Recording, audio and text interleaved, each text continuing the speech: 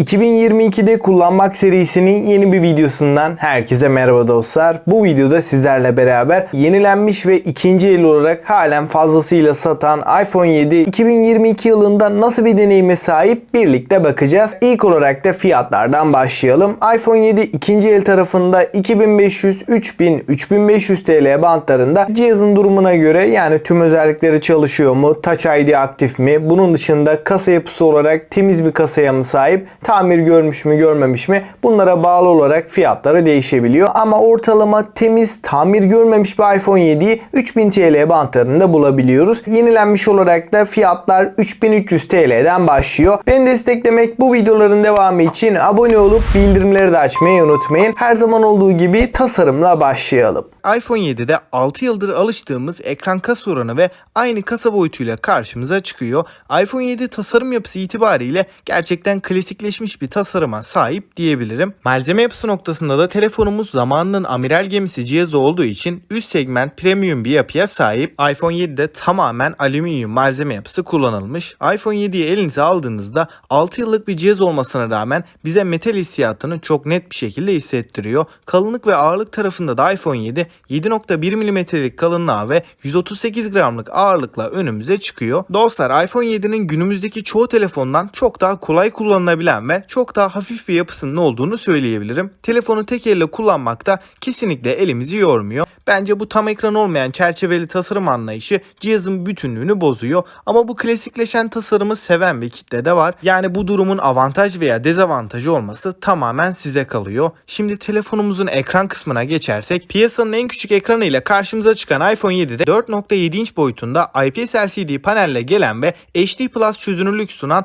60 Hz tazeleme hızına sahip olan inç başına düşen piksel yoğunluğu noktasında da 326 ppi'lik bir değeri bize sunabilen DCI-P3 renk uzayı destekli bir ekranla geliyor. Kullanım deneyimi açısından kesinlikle pikselleri sayabileceğiniz derecede veya soluk kalitesiz bir görsel deneyim sunan bir ekranla gelmiyor. Ekranımızda renkler gerçeğe yakın bir şekilde gösterildiğinden bu çözünürlük farkını çok fazla anlayamıyoruz. Fakat tabii ki güncel telefonlar kadar iyi bir ekranın olmadığını da söyleyeyim. Buna ek olarak ikinci el alırken de ekranın değişmemiş olması önemli bir detay. iPhone 7'nin ekranı değiştiği zaman bu söylediklerim tamamıyla tersi yönüne dönecek. Hem parlaklık oranı olarak hem de renk başarımı noktasında kötü bir seviyeye geleceğini belirteyim. Ekranımız 625 nit seviyesine kadar çıkabiliyor. Güneş ışığı altında ekranı görme konusunda çok fazla bir zorluk yaşamıyoruz. Dostlar, eğer telefondan çok fazla dizi film izlerim, YouTube'da takılırım diyorsanız iPhone 7'yi almanızı önermiyorum. Çünkü hem ekran boyutunun küçük olması hem de kalın çerçeveleri nedeniyle herhangi bir video izlediğimizde görsel bütünlüğü bozan detaylardan diyebilirim.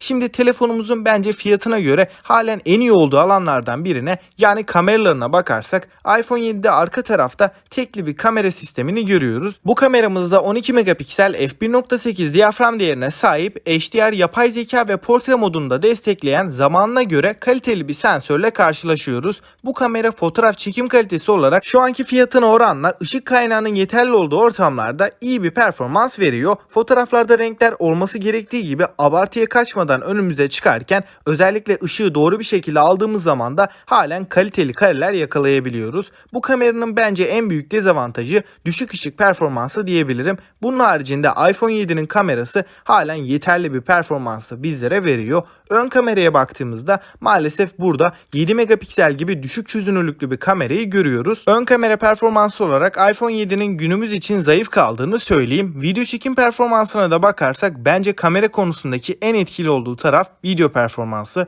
Burada 4K 30 FPS'te OIS desteğiyle birlikte güzel çekimler yapabiliyoruz. Bunun yanında yazılımsal olarak da elektronik sabitleyicimiz bulunuyor. Titreşimleri engelleme konusunda iPhone 7'nin kamerası rakibi olan pek çok Android modele göre de daha iyi bir seviyede diyebilirim. Kameradan donanım tarafına geçtiğimizde burada Apple'ın A10 Fusion işlemcisi bizleri karşılıyor. Bu işlemcimize eşlik eden RAM miktarımız da 2 GB olarak karşımıza çıkarken depolama alanı olarak da 32 GB'dan 256 GB'a kadar seçenekler sunulmuş durumda. Gündelik kullanımda ve oyunlarda bize nasıl bir performans verdiğine bakarsak öncelikle PUBG'de akıcı ve dengeli grafiklerde 45 FPS'te, HDR'da da 30 karede oynatabiliyor. Açıkçası bu kadar yüksek kare hızını bu fiyat bandındaki hiçbir cihazda göremezken iPhone 7'de böyle bir performansın bizlere halen sunuluyor olması oldukça etkileyici. Uzun süreli oyun deneyimi açısından patlama sahnelerinde ve kalabalık ortamlarda FPS drop'u arada olabiliyor ama genel olarak akıcı bir oyun performansı alabildiğimizi belirteyim. Fakat cihaz PUBG gibi yüksek grafikli oyunları oynarken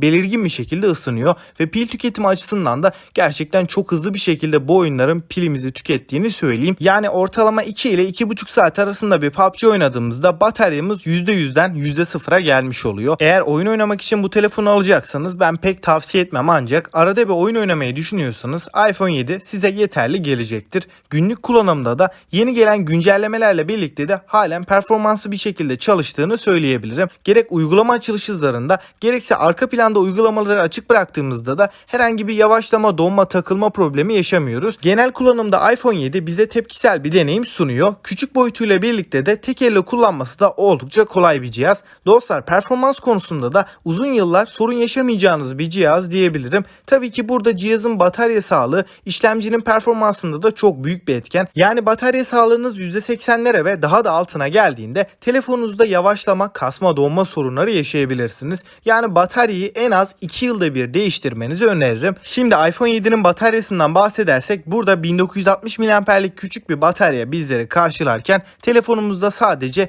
5 Watt'lık bir şarj desteğinin olduğunu söyleyeyim. Yani burada herhangi bir hızlı şarj desteğimiz bulunmuyor. iPhone 7 batarya performansı olarak gerçekten kötü. Piyasada muadil olarak satılan yüksek miliamperli bataryalardan alırsanız batarya performansınız daha iyi seviyelere gelebilir. Fakat orijinal piliyle ortalamada 3,5 en fazla da 4 saat gibi ekran süreleri verebiliyor. Şu anda da yeni gelen güncellemelerle uygulamalar telefonumuzun işlemcisini daha çok yorduğundan batarya performansı maalesef daha da kötü bir hale geldi. Ama gün içinde çok fazla telefonla uğraşmıyorsanız bir de pil tasarrufunda kullanırsanız belki bir gününüzü de çıkartabilir. Burada yalnızca home tuşuna entegre edilmiş parmak izi okuyucuyu görüyoruz. Bu parmak izi okuyucu gerçekten çok stabil ve hızlı bir şekilde çalışıyor. iPhone 7'nin hoparlörlerine bakarsak stereo hoparlör sistemi önümüze çıkarken bu hoparlörler hem ses yüksekliği olarak hem de seslerin doygunluğu tarafında güzel bir performansı bizlere verebiliyor. Kablosuz bağlantılarda da Wi-Fi 5 ve Bluetooth 4.2 teknolojisine yer verilmiş. Buna ek olarak suya ve toza karşı dayanıklılıkta da IP67 sertifikasıyla korunan iPhone 7'de 1 metre suya 30 dakika boyunca dayanıklılık sergileyebiliyor. Dostlar, iPhone 7 iOS 10 ile çıkan bir cihaz. Şu anda da iOS 15 sürümünü sorunsuz bir şekilde aldı. Evet dostlar, şimdi iPhone 7'yi değerlendirirsek ekran boyutu, tasarımı, bataryası, ön kamerasıyla kesinlikle günümüzün ciddi anlamda gerisinde. Ancak halen işlemcinin performansı, ana kamera başarımı ve yazılım konusunda iyi bir şekilde çalıştığını söyleyebilirim. Bu konularda herhangi bir problem yaşamıyoruz. iPhone 7'deki en büyük problem kesinlikle hafıza. Eğer 32 GB'lık modeli alırsanız pek çok noktada kısmamız gerekiyor. Özellikle çok fazla video çekmeyi seven biriyseniz hafızayı ciddi anlamda doldurduğunu belirteyim. Bunun haricinde depolama alanımız azaldığı zaman da cihazımızın performansı da düşebiliyor. Yani bu noktada hafıza seçimi gerçekten önemli. Eğer telefonu çok fazla doldurmuyorsanız 32 GB'da idare edebilirim diyorsanız alabilirsiniz. Ancak 128 GB'lık modeli alırsanız her açıdan çok daha rahat ettirir. Batarya performansında bu telefondan çok bir şey beklemeyin. Eski pili güçlendirilmiş bataryalarla, yani kapasitesi yükseltilmiş 2000-2200 mAh'lik bataryalar bile artık yeterli gelmiyor. Çünkü işlemcimiz eski nesil bir mimariye sahip olduğu için verimliliği de düşük. Buna bağlı olarak da telefonda çok fazla işlem yapmasak bile bataryamız hızlı bir şekilde tükenebiliyor.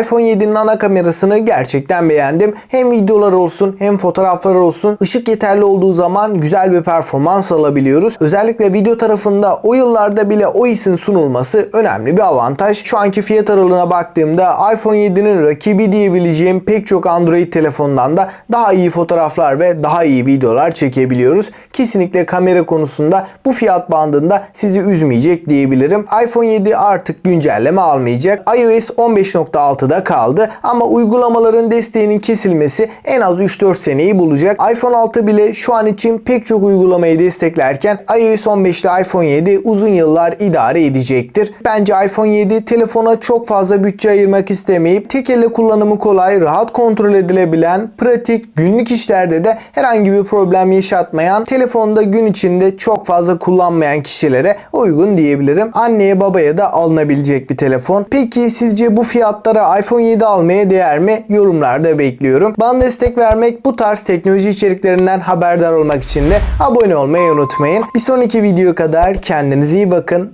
Hoşça kalın.